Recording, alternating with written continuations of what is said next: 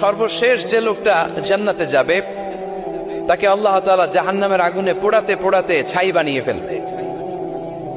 আল্লাহ বলবেন, জিব্রাইল যাও একটু দেখো, একটা মাত্র সেজদা দিয়েছে আমাকে, এরকম কাউরে পাওয়া যায় কিনা। বাটি চালান দিয়ে দেখো পাওয়া যায় কিনা। খুঁজে খুঁজে কাউরে পাবে না। আল্লাহ বললেন আবার দেখো, খুঁজে খুঁজে একজনকে পাবে। সামান্য ইমানের ছিটে ফোঁটা তার অন্তরে ছিল।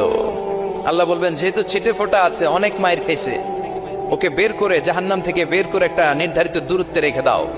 রেখে দেয়া হবে, কিন্তু জাহান্নামের আগুনের লেলিহান শিখাতে তার গা ঝলসে যাবে। সে আল্লাহর ডেকে বলবে, মাবুদ তোমার কাছে আমি কিছু চাই না,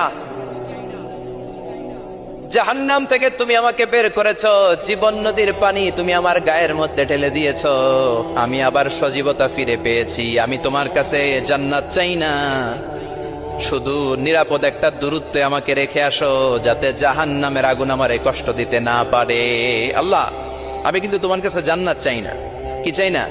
কি চাই না? জান্নাত চাই না, কিন্তু জাহান্নামের আগুন আমারে কষ্ট দিচ্ছে, এতটা দূরত্বে রাখো যাতে জাহান্নামের আগুন আমার গায়ে না লাগে। আল্লাহ বললেন, ওকে রাখবো, কিন্তু আমার সাথে একটা কন্ট্রাক্টে যেতে হবে, যে এটা তোমাকে দিলে তুমি আর নতুন করে কিছু চাবা না। সে বলবে আমি রাজি, কন্ট্রাক্ট হয়ে যাবে। আল্লাহ জিব্রাইলকে বলবেন, যাও এমন দূরত্বে রাখো যাতে জাহান্নামের আগুন ওরে কষ্ট না দেয়। রেখে আসা হবে, অনেক দিন সে ওখানে আনন্দে থাকবে, আল্লাহ শুকরিয়া করবে। সে মনে মনে বলবে, বেঁচে গিয়েছি, আমি বেঁচে গিয়েছি, জীবনে আর কিছু চাই না, জাহান্নাম থেকে আমি বেঁচে গিয়েছি।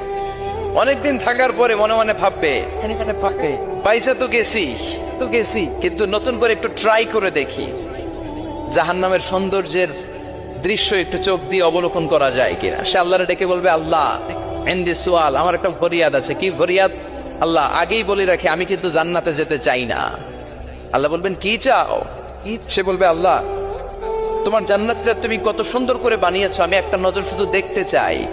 জান্নাতের দরজার সামনে নিয়ে যদি আমারে বসিয়ে রাখো, দ্যাটস ইনাফ, আর কিছু চাই না, আর শুধু জান্নাতের দরজার সামনে। আল্লাহ বললেন, তুই না ওয়াদা করেছিস, তুই না চুক্তি করেছিস।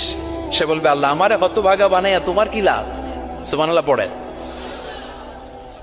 আমারে তুমি হতভাগা বানিও না। আল্লাহ বলে, ঠিক আছে, আবার সিগনেচার কর যে জান্নাতের দরজার সামনে বসিয়ে দিলে আর কিছু চাবি না। সে সিগনেচার করে বলে, আমি চাবো না। আল্লাহ বললেন, জিব্রাইল বেচারারে ধরে জান্নাতের গেটের সামনে বসায় দে। এবার জান্নাতের গেটের সামনে বসে বসে জান্নাতের সৌন্দর্য দেখা শুরু করবে। সুবহানাল্লাহ, এমন সৌন্দর্য যেটা চোখ দিয়ে কেউ দেখে নাই, কান দিয়ে শোনে নাই। ওই সৌন্দর্য চোখে দেখে, কান দিয়ে আওয়াজ শোনে, মাগার ভোগ করতে পারে না। অন্তরে জ্বালা আছে না নাই? এয়ার কন্ডিশনের রোমে ঢুকতে না পারলেও এয়ার কন্ডিশন